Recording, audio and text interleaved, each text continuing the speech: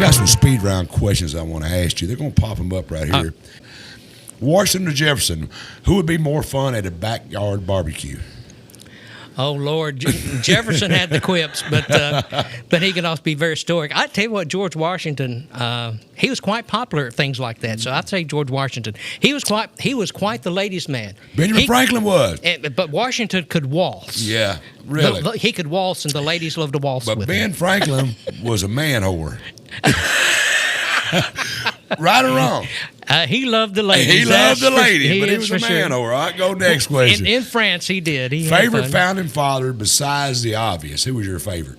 Besides Washington, it has to be Jefferson. I can tell you. Just because of how he planted himself, and he was like a tree. He stood, and he wouldn't. I liked his wouldn't waver. footnotes. Yes, Because he I wouldn't want waver. to. I go back and I find what Jefferson quotes. Mm-hmm. They're good quotes. The stuff he said. All right, go back to my next one here. More ironic, Paul Revere's ride or the Boston Tea Party? In your question, in your idea. Well, I wrote a song called "The Almost Famous Ride of Paul Revere," so I have to lean toward that one. Go ahead, next one. Would Rick Revel survive Valley Forge? Be honest. I think modern day people would have a tough time surviving way back when. Although I have had the opportunity to be in 54-inch snow at about 12 degrees outside, it's not. You have to be prepared for it. You have to be conditioned for it. You have to be conditioned for Lived it. in. I don't think there's very many people that can go back. No. In today's society, it'd be hard to find anybody to survive World War II. And a lot of them didn't either because they were exposed to the elements constantly. Yeah. There's a story to where on two different occasions that he had a sentry posted there at Valley Forge who actually froze to death while still standing at his I got a post. question here. Did somebody ask if Ben Franklin ever run for president?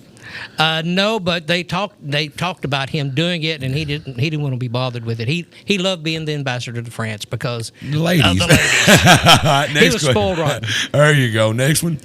If you could travel back to one revolutionary moment, what would it be and why? That's your question. You didn't know you was going to get these. Yeah. did you? It's all about Rick now. Crossing the Delaware. That'd I be- would have loved to cross the Delaware with Washington. That would have been an incredible event because that was the turning point of the war. I know these questions. Do you know what I would like to see? I'd like to sit down there and watch Thomas Jefferson and listen to him mumble to himself as he was writing the Declaration of Independence. Yes. I'd love to be this damn fly is wearing us to death. Right. I'd want to be that fly. Yeah, fly on the wall. Because you know he was talking. Read right back. Because they acted different we do. They still had a lot of English in them. Yes, it is. And, when he talked, and I would love to go back and hear what he was saying as he was putting that to paper. Can you imagine what he was thinking and what he was saying out loud? Because he was questioning people, asking their opinion. I read some article. He asked some people in that room opinions. What do you think? Because he wanted to make sure he was doing the right thing. Next question. Yep. This is for you, Rick.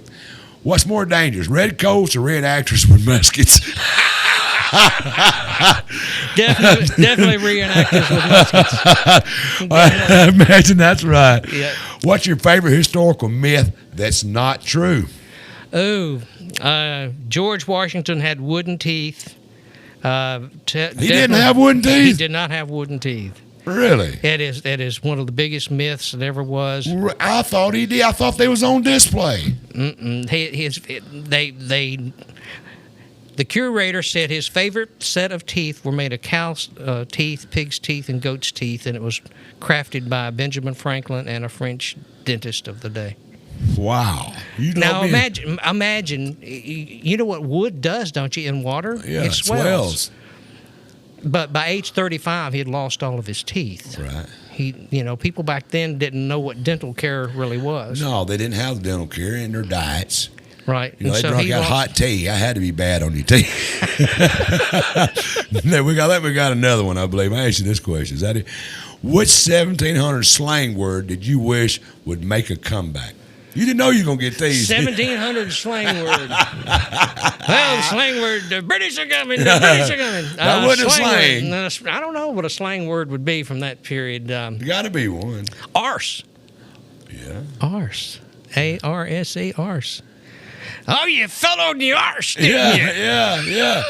I mean, there's a lot of words that we use today that was back then. A lot of vulgarness is come from that era. Yeah. You know, But arse was a big word from back then. really It was. fell on your arse. I can't remember what it was, but on my phone, on some of these reels, there is a parts that come on and it says words that we use today where they originated. And a lot of them go back into the 1800s and 1700s. Words that they used back then, how they originated today, we still use them. I think we got another one here.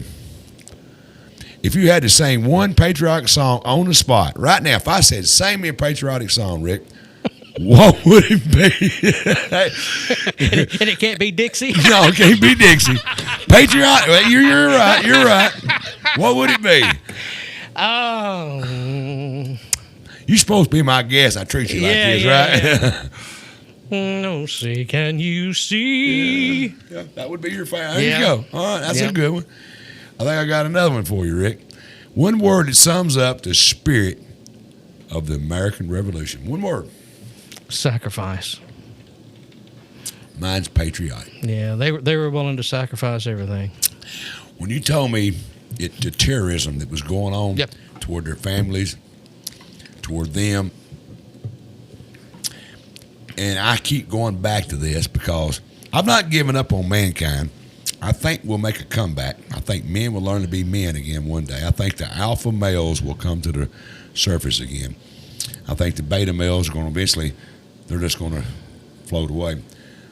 But I think that them 20-year-olds and early 30s sitting down and doing what they did means a lot to me. I don't know why. That just sticks in my head because I look at 21-year-olds today. Right. Could they write a Declaration of Independence? No, the part of it has to do with They're living what they grew up in. Huh? yeah, they're living with the group in and everything is swapped. Yeah.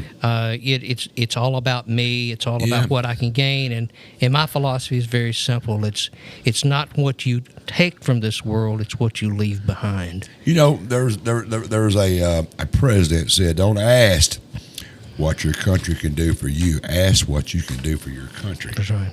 And I think that's true. Yeah, you need to leave behind things. It's about legacy, Yeah. and the legacy can't be about you. It has No. to be about others. You know, I tell people this all the time. We're on this whole world together. You know, I can't get the whole pizza, but if I can get my bite. Right. We got one Yeah. more, maybe? Yeah. Is that it? I only had Okay. 10 of them for you. The top 10. The top 10.